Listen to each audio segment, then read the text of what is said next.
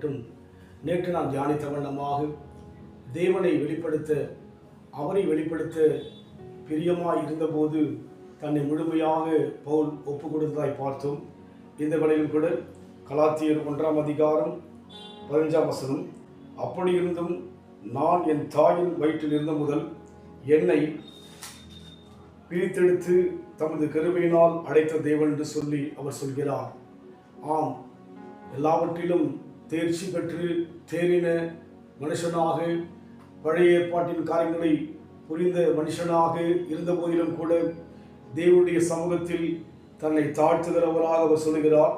தம்முடைய கிருபையினாலே அழைத்த தேவன் எப்போது அழைத்தாராம்? தாயின் வயிற்றில் இருந்த முதல் என்னை பிரித்தெடுத்து என்று சொல்லி. இன்றைக்கு நாம் ஒவ்வொருவரும் அழைக்கப்பட்ட அழைப்பு என்பது இன்றைக்கல்ல, தாயின் வயிற்றிலே பிரித்தெடுத்து நம்மை அழைத்தபடியினாலே தேவன் நமக்கு உரிமையுள்ளவராக, தேவன் நமக்கு எல்லாவற்றை விட உயர்ந்தவராக இருப்பதினாலே நம் வாழ்க்கையிலே நாம் தேவனை வெளிப்படுத்த விரும்புகிற வாழ்க்கை வாழ வேண்டும்.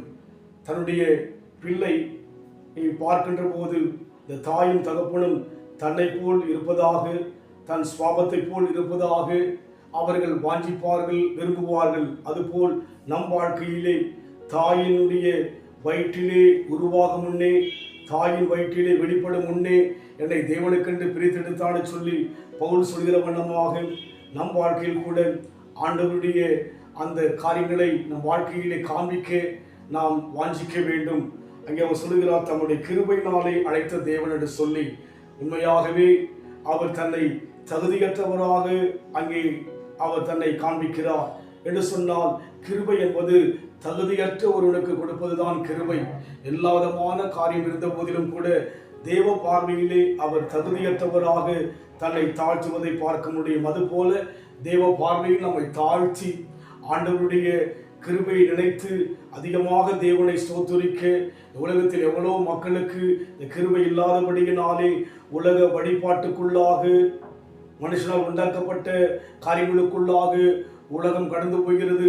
உலகத்தின் மக்கள் அந்த வழிபாட்டிலே சிக்கி தவித்து அடிமைகளாக இருப்பதாக நாம் பார்க்க முடியும். அதனால் இன்றைக்கு நம் வாழ்க்கையிலே தேவன் நம்மை அழைத்து, அழைப்பை நினைத்து, கிருபை நினைத்து நம்மை தேவ சமூகத்தில் தாழ்த்தி இன்னும் அதிகமாக தேவனுக்காக வாழ, வைராக்கியத்தோடு வாழ, நம்முடைய வாழ்வு முழுமையாக தேவனுக்கென்று சாட்சியாக இருக்க நம்ம ஒப்புக் கொடுக்க வேண்டும். காரணம், தேவன் நம்மை இன்றைக்கல்ல, தாயுடைய வயிற்றிலிருக்கும் போதே தேவன் நம்மை பிரித்தெடுத்து அவருக்கென்று முன்குறித்தபடியினாலே அதை கிருபை நினைத்து தேவனை ஸ்தோத்திரிக்க நம்ம ஒப்புக் கொடுப்போம்.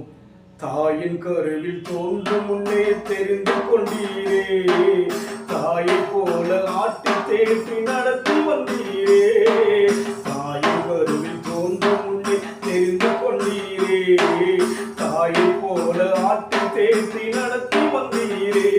உங்க அன்பு பெரியது, உங்க இரக்கம் பெரியது, உங்க கிருபை பெரியது, உங்க தயவு பெரியது. அநாதி ஸ்நேகத்தால் என்னை நேசித்தீரையா, காருண்யத்தினால் என்னை இழுத்துக் கொண்டீரே. தாயின் கருவிலே பிரித்தெடுத்து அழைத்த தேவனை குறித்து பவுல் சொல்வது போல நம் வாழ்க்கையில் கூட அழைத்த தேவன் தாயின் கருவிலே நம்மை பிரித்தெடுத்தான்னு சொல்லி அவர் கிருபை நினைத்த தேவனை ஸ்தோத்திரிக்க நம்ம ஒப்புக் கொடுப்போம்.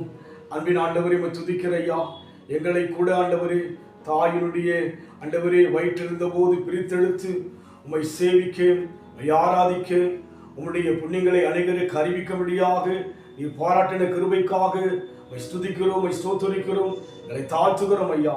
கிருபையை பெற்றபடியினாலே நாங்கள் அநேகருக்கு உடைய கிரியை வெளிப்படுத்தும்படியாக எங்கள் வாழ்க்கையை ஒப்புக் கொடுக்கிறோம். இயேசுவின் நாமத்தில் பிதாவே, ஆமென். கர்த்தர் ஆசீர்வதிப்பாராக. God bless.